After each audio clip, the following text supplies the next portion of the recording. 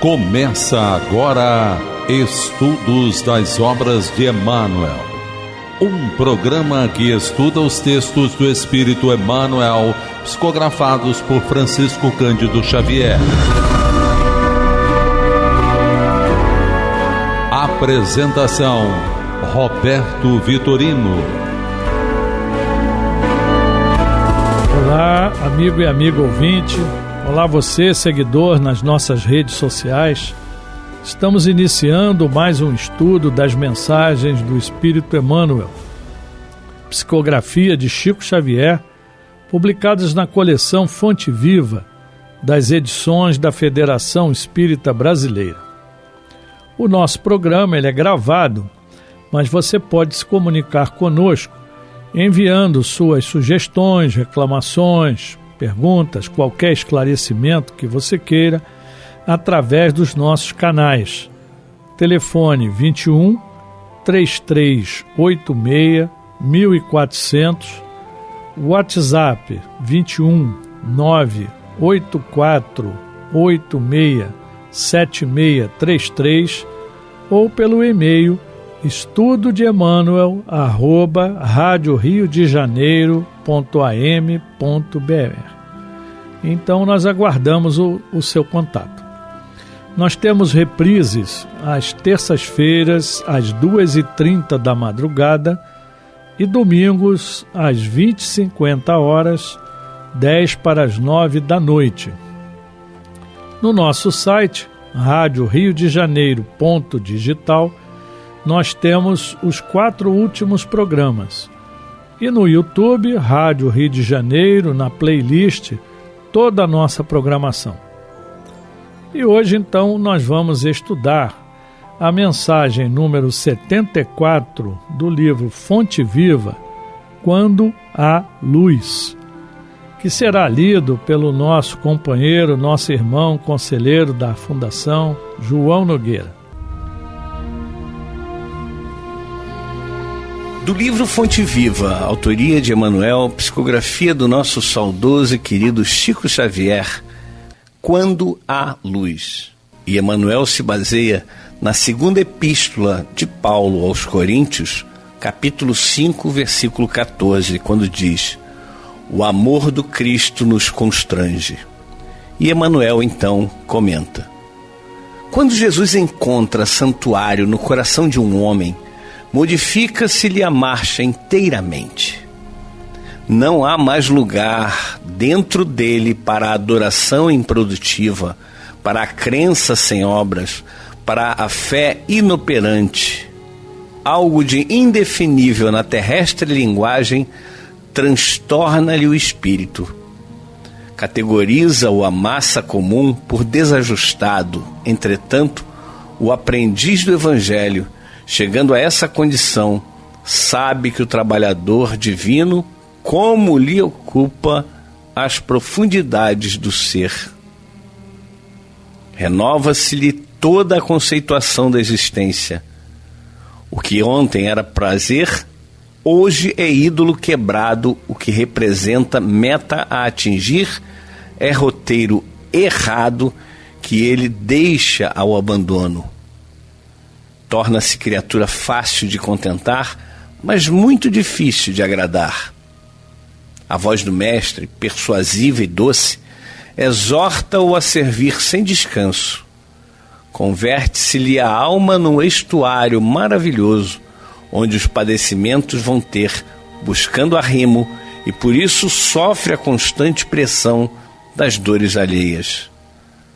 A própria vida física afigura-se-lhe um madeiro em que o mestre se aflige. É-lhe o corpo a cruz viva em que o Senhor se agita crucificado. O único refúgio em que repousa é o trabalho perseverante no bem geral.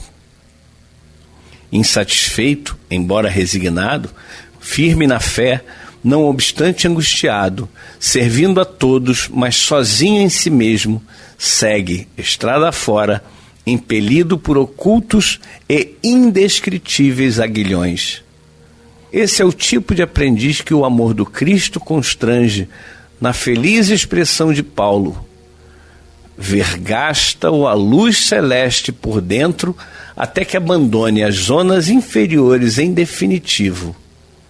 Para o mundo, será inadaptado e louco. Para Jesus, é o vaso das bênçãos. A flor é uma linda promessa onde se encontre. O fruto maduro, porém, é alimento para hoje. Felizes daqueles que espalham a esperança, mas bem-aventurados sejam os seguidores do Cristo, que suam e padecem dia a dia, para que seus irmãos se reconfortem e se alimentem no Senhor.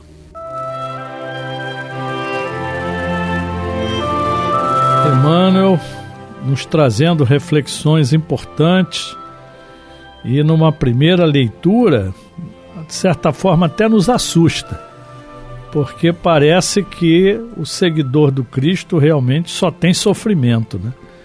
Mas o Emmanuel sabe realmente nos mostrar o caminho e nos dá sempre uma solução positiva, né, para o nosso crescimento, para o nosso aprendizado.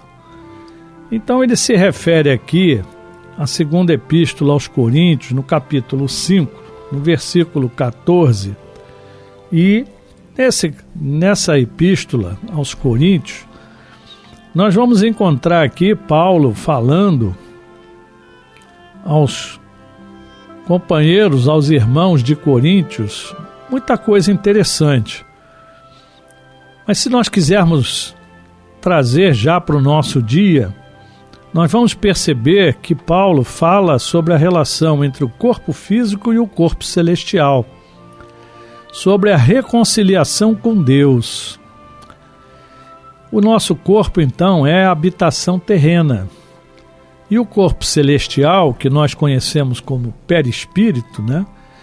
Segundo Paulo, é a habitação eterna, né? Enquanto estamos na Terra, nós estamos querendo sempre voltar ao Pai, né? Ao paraíso, ao equilíbrio, né? À perfeição. Mas o nosso corpo terreno, o nosso corpo material, nos faz gemer, sentir dor, para que a gente possa passar pelas provas, pelas experiências para evoluirmos. Então Deus nos preparou um corpo celestial, né? Um perispírito, para que nós, espíritos, possamos nos manifestar lá no plano espiritual, né? E esse perispírito será nosso para sempre, até que nós consigamos a perfeição a ponto de nós não precisarmos mais dele, né, nenhuma matéria, quando formos espíritos de luz propriamente dito. Então, é uma caminhada, é um trabalho de bastante encarnações em vários mundos, para que um dia nós chegamos lá. Mas a epístola aos Coríntios, né, Paulo tem uma linguagem às vezes um pouco difícil, e eu vou tentar traduzir naquilo que for possível, mas eu preciso ir lendo, né? Então Paulo diz o seguinte: porque sabemos que se a nossa casa terrestre deste tabernáculo se desfizer aqui na terra, qualquer que seja a nossa casa ou o próprio corpo, né, nós temos em Deus um edifício, uma casa não feita por mãos, mas eterna nos céus. Então, de imediato, ele está dizendo, esse nosso corpo terrestre, ele vai se desfazer. Os nossos bens materiais vão se desfazer. Mas no plano espiritual, Deus nos preparou um outro espaço, um outro lugar, que nós chamamos a verdadeira vida.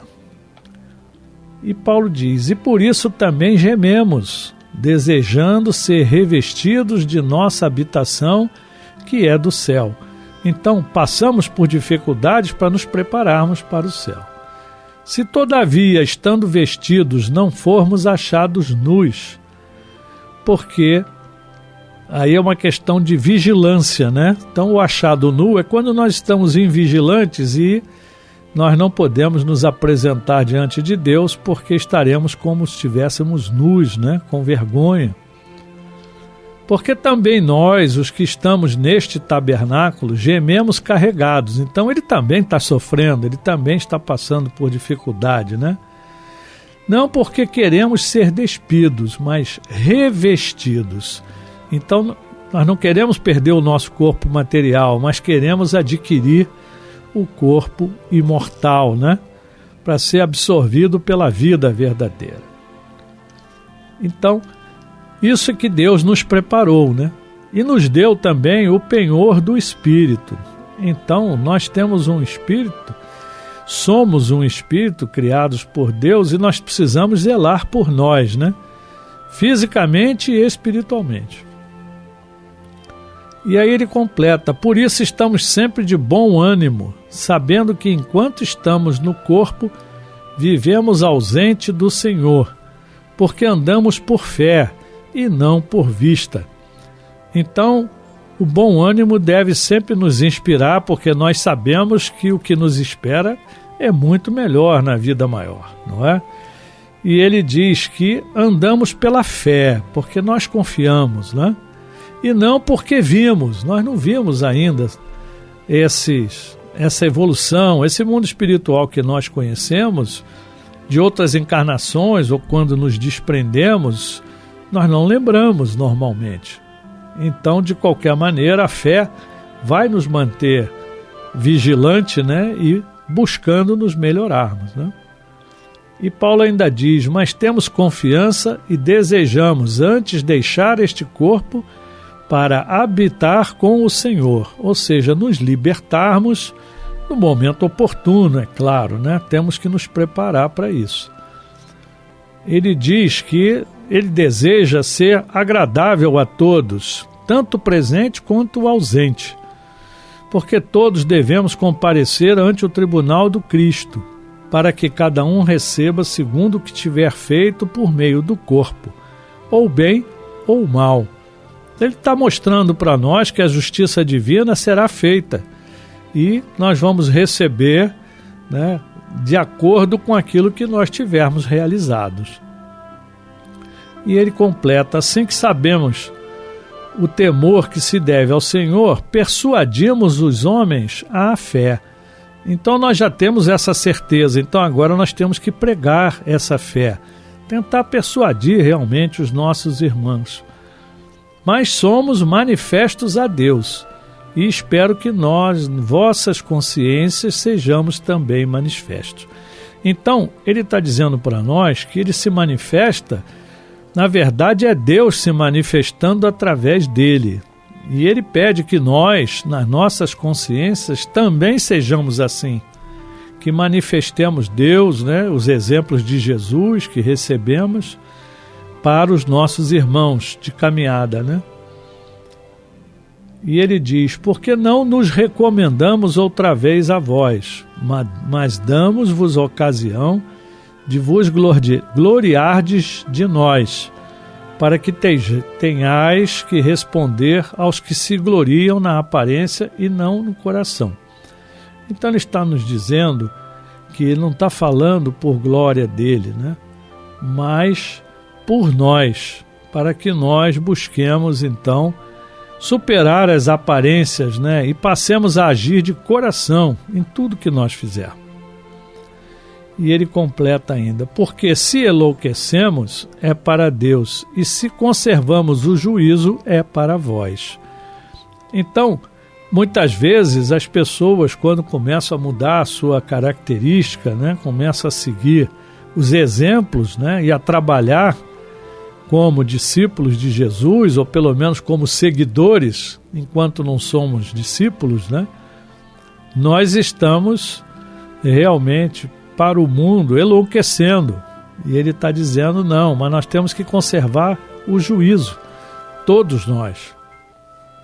E aí ele chega então no versículo que o Emmanuel destacou: porque o amor de Cristo nos constrange, julgando-nos assim, que se um morreu por todos, logo todos morreram.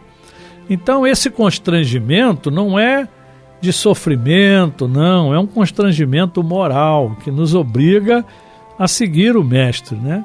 E ele deu o exemplo, se ele morreu por nós, nós também vamos morrer para os outros, né? Para os nossos irmãos. E isso é mais uma vez a ideia de renovação. Então não é uma perda, é um ganho, né? Perdemos o corpo físico e ganhamos o corpo espiritual mais liberto, né? E Paulo ainda diz, e ele morreu por todos, para que os que vivem não vivam mais para si, quer dizer, não sejamos mais egoístas, mas para aquele que por eles morreu e ressuscitou. Nós devemos viver para Jesus, mostrando, criando o reino dos céus na terra como Jesus nos ensinou. E o esforço é muito grande, né? Nós sabemos. E aí ele completa, se alguém está em Cristo, nova criatura é. Então nós começamos a fazer a nossa transformação moral, o nosso autoaperfeiçoamento. As coisas velhas já passaram, eis que tudo se fez novo. Então, quando nós falamos no homem novo, né? Aquele homem velho que errava, fazia tudo sem pensar, não imaginava a vida futura, ia, como se diz vulgarmente, né, empurrando com a barriga, né, vivendo a vida, né, sem se preocupar com nada. Agora não, que nós conhecemos o Cristo, que nós sabemos o que devemos fazer, então nós nos transformamos nesse homem novo, né? E ele confirma para nós que tudo isto provém de Deus, que nos reconciliou consigo mesmo por Jesus Cristo e nos deu o ministério da reconciliação. Nós estávamos afastados de Deus e Deus nos permitiu, através de Jesus, nos alertar o caminho que leva a Ele. Então, Deus estava em Cristo reconciliando consigo o mundo, não lhes imputando os pecados, e pôs em nós a palavra da reconciliação. Na visão de Paulo, né, Deus perdoou a todos nós, por isso mandou Jesus, para mostrar o que vocês fizeram lá para trás, está feito. Daqui para frente, sigam Jesus que está tudo certo. E é isso que nós devemos buscar, né? O que nós fizemos no passado não importa mais. Temos agora que corrigir daqui para frente, né? E Paulo vai completando, de sorte que somos embaixadores da parte de Cristo. Somos todos divulgadores do Evangelho de Jesus. Como se Deus por nós rogasse, rogamo-vos, pois, da parte de Cristo, que vos reconcilieis com Deus. Então aqui é um chamamento a todos nós, principalmente aos companheiros, os irmãos de Corinto, né? Para que eles se reconciliem, que se tornem o homem novo. E ele completa, aquele que não conheceu o pecado, o fez pecado por nós, para que nele fôssemos feitos justiça de Deus. Então ele trata de Jesus. Jesus não cometeu pecado nenhum, só veio nos mostrar como suportar as dificuldades e por isso ele é considerado para nós de modelo e guia da humanidade. Então nós, com essa carta aos Coríntios, né, do Paulo, o Emmanuel traz para nós aqui uma reflexão bastante interessante, né? E ele nos diz, quando Jesus encontra santuário no coração de um homem, modifica-se-lhe a marcha inteiramente. Então, quando Jesus percebe a boa vontade em qualquer um de nós, né, a boa intenção, ele se apresenta de alguma forma. São as situações que a gente é colocado, né? São as pessoas que chegam, as mensagens que a gente recebe. Jesus percebe, aquele coração está realmente buscando, né? E ele encaminha, né? E aí o que acontece com esse, como nós, qualquer um de nós, né, que está tentando, né? Não há mais lugar dentro de nós para adoração improdutiva. Então aquela adoração que você nem para pensar direitinho, né? Para crença sem obras. Eu tenho fé, eu acredito, mas também não faço nada, né? Fico ali morno, né? Faço uma coisinha aqui, outra ali, mas não me empenho realmente em mostrar para nós próprios que nós somos capazes e que nós temos que fazer as obras, né? E também não há mais lugar para fé inoperante. Então aquela fé parada, eu acredito, mas também não faço nada. Então, a partir daí, nós temos que ter uma fé atuante. Ação é o que nós devemos ter. Caridade, olhar para os nossos irmãos com outros olhos, com os olhos do coração, né? Então, o Emmanuel nos diz, né, algo indefinível na linguagem terrestre transtorna-lhe o espírito. E quem já passou por essa experiência vai perceber que alguma coisa dentro de nós não sabemos explicar. Alguma coisa mexe conosco. É que muitos companheiros chamam, é um chamamento que nós tivemos, né? Então todos somos chamados, e quando isso acontece, a gente é tocado no nosso coração. Agora, a massa comum vai dizer que nós somos desajustados. E aquele camarada agora ele é cristão, e ele agora mudou, não quer fazer mais isso, não quer fazer mais aquilo, não tem mais tempo para farra, né? Não tem mais tempo para as coisas mundanas, né? E nesse momento, então, o aprendiz do Evangelho chega nessa condição sabendo que o trabalhador divino, né, Jesus, ele ocupa as profundidades do seu ser. Então você começa a pensar, o que Jesus faria no meu lugar, diante das situações? Como Jesus agiria? E a gente tenta imitá-lo, porque ele é o caminho. Então a gente tenta. Então, o Emmanuel destaca, renova-se-lhe toda a conceituação da existência. É o homem novo. O que passou, passou. Daqui para frente eu agirei completamente diferente, sempre sintonizado com o Mestre Jesus. Ontem era prazer, hoje é ídolo quebrado, né? O que representava a meta a atingir é roteiro errado que ele deixa ao abandono. Torna-se criatura fácil de contentar. Nós começamos a ficar mais humildes. Perdemos um pouco da nossa arrogância, né? Mas aí o Emmanuel diz, mas difícil, muito difícil de agradar. Então a gente começa a ficar mais exigente. A gente chega em determinados ambientes, aquilo já não nos atende mais, né? A gente começa a buscar alguma coisa superior, alguma atividade mais útil, algum ambiente onde a vibração esteja mais elevada. A voz do mestre, persuasiva e doce, exorta-o a servir sem descanso. E aí a gente começa a se dedicar realmente. É o amar e servir.